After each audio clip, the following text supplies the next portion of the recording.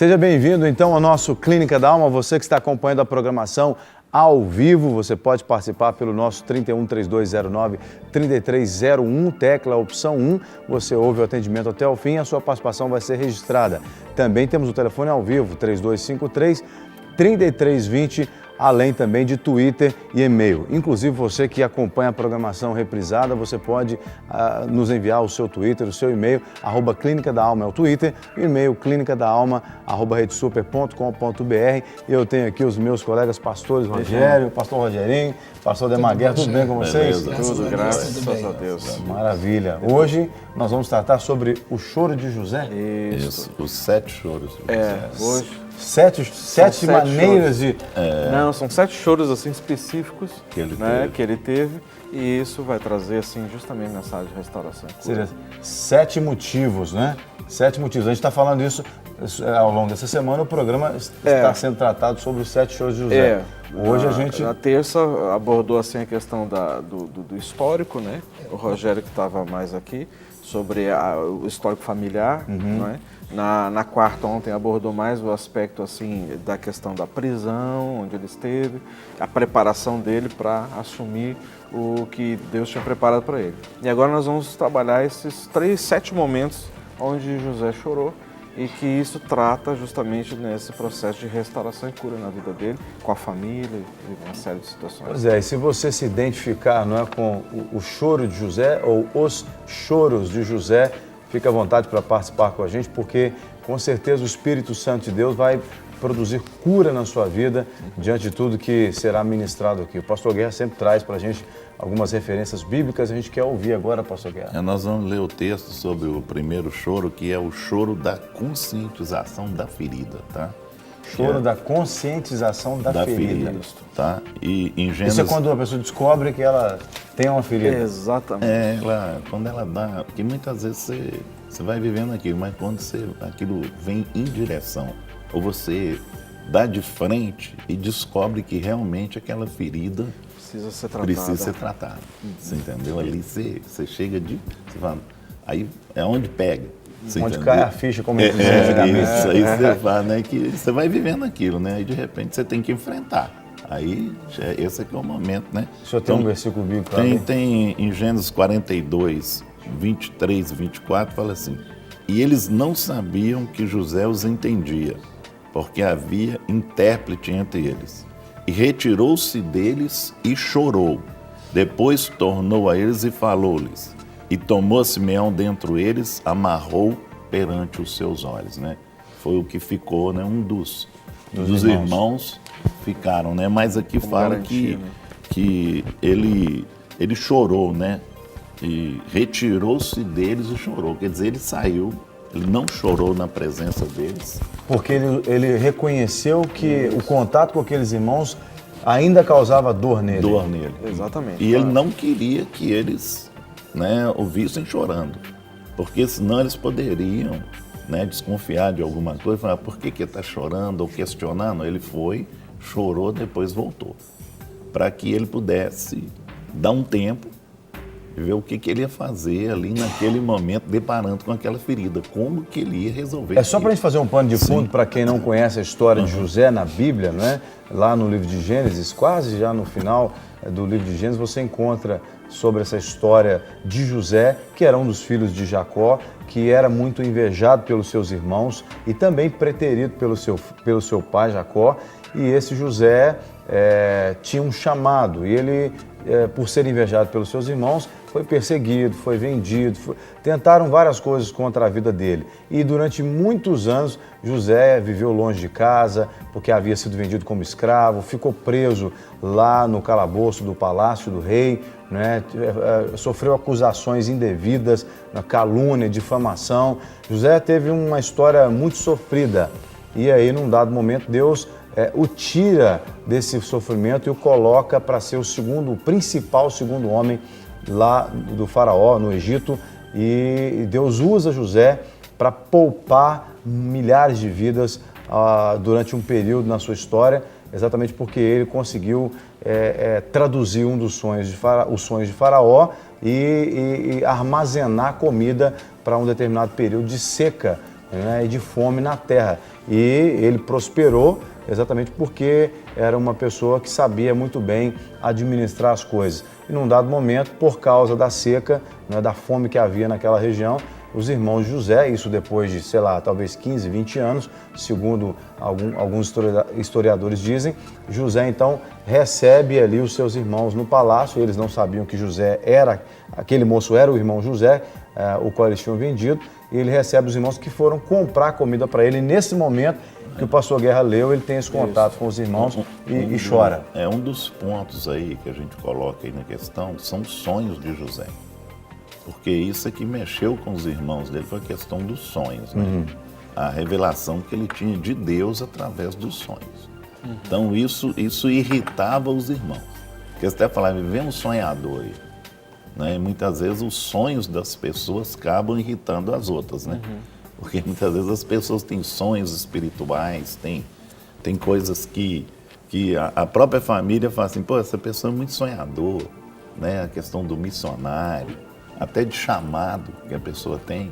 E ele começa a contar o sonho, olha, Deus me chamou, Deus me revelou, né? E muitas vezes a família, ela vem, né? Eu lembro na reunião de ontem que nós tivemos lá com os pastores, naquele momento que a gente teve ali, da pessoa contar o chamado dela, né, para outra. Então a gente vê assim as dificuldades que as pessoas tiveram quando Deus revelou para elas o chamado. Isso significa, pastor Rogério, que a gente não pode sair contando tudo que Deus fala para a gente para as pessoas? Nós, inclusive, discutimos... Tem que saber para quem que conta. Você não chora. Nós discutimos quem que conta. Isso ontem, porque a questão, muitas vezes, não é o que a gente fala, mas para quem a gente fala. E a gente precisa ter maturidade para saber com quem compartilhar. Então, nós vimos nos programas anteriores que José era uma pessoa que ele passou por um momento onde ele teve uma ferida emocional.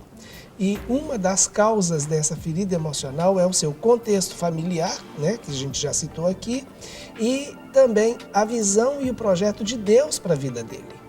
Então, quando de repente a pessoa começa a perceber e a compartilhar a visão que Deus tem para nós, os outros não são obrigados a entender na medida da revelação daquilo que a gente entendeu. E é interessante nessa questão que o Guerra tocou dos sonhos, que a gente falou ontem, o José teve 2 sonhos muito específicos e os 2 sonhos foram interpretados, inclusive, na hora que José contou, tanto pelos seus irmãos quanto pelo seu pai.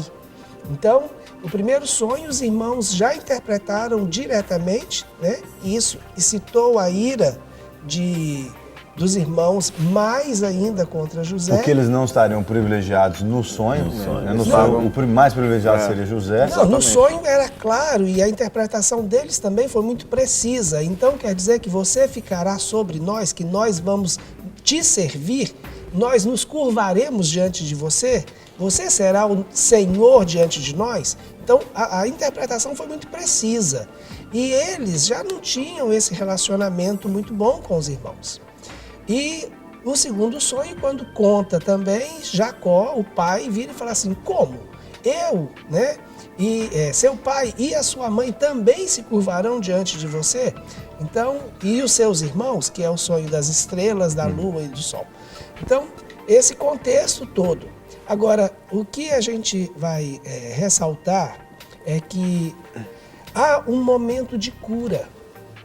E no texto, a partir da história de José, que começa basicamente em Gênesis capítulo 37, nós vamos ter 7 momentos específicos onde a Bíblia narra que José chorou. E ele chorou sozinho, como nesse caso que foi o primeiro choro. E cada um desses choros de José, eles representam uma etapa no processo de cura de José. E é isso que a gente quer abordar daqui para frente. Então, qual seria esse primeiro choro? Esse primeiro choro é um choro que, como o Guerra já falou, é aquele choro que vem identificando a ferida. E em que momento essa ferida foi identificada. Quando José se depara com seus irmãos, com aqueles que o jogaram na cisterna, com aqueles que o venderam, com aqueles que caluniaram dele, com aqueles que roubaram a sua túnica.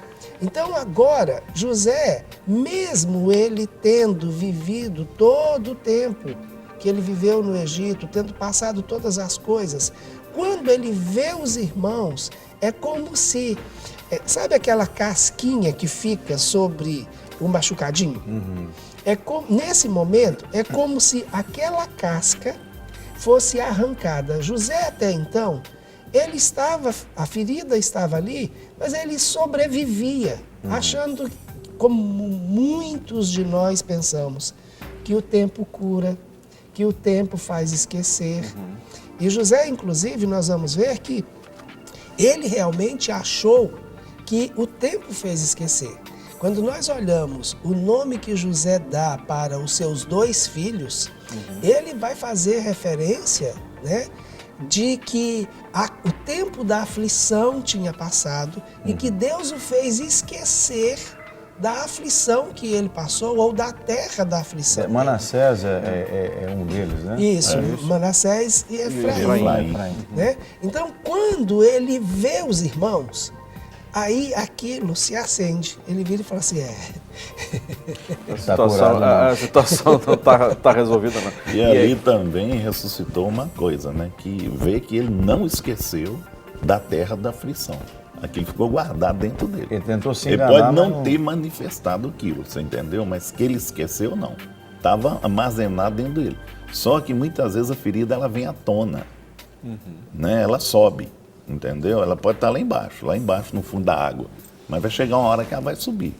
E nessa hora ela subiu. E é interessante que o sentimento que vem nesse momento é um misto de ódio, de lembrança dolorida, de afeição pelas pessoas envolvidas. Então, nesse momento, é um misto de emoções que vem, porque isso quantos anos que já fazia, né? E, de repente, se vê ali, vê diante dos irmãos, com certeza, naquele momento, veio a lembrança dele também dos sonhos que ele teve, ou seja, dos irmãos se prostrando diante dele, não é? Da autoridade, ou seja, Faraó deu o próprio anel dele.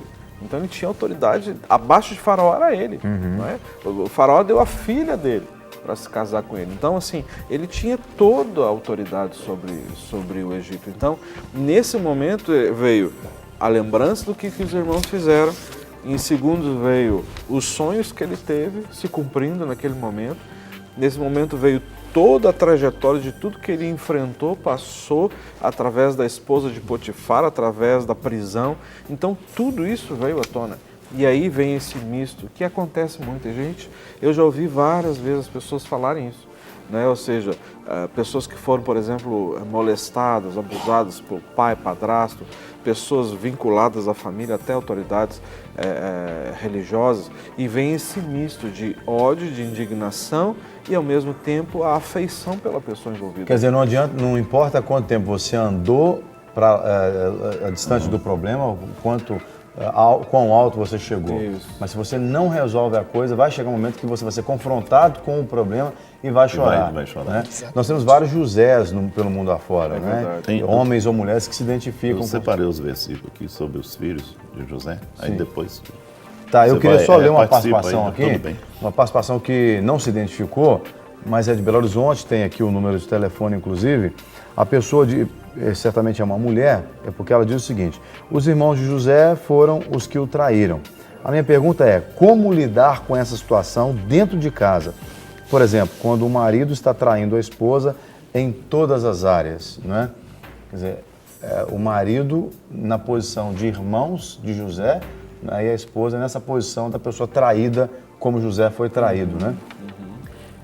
É muito provável que essa pessoa esteja chorando esse choro da conscientização do problema, porque está em contato com o problema mais frequentemente do que o próprio José.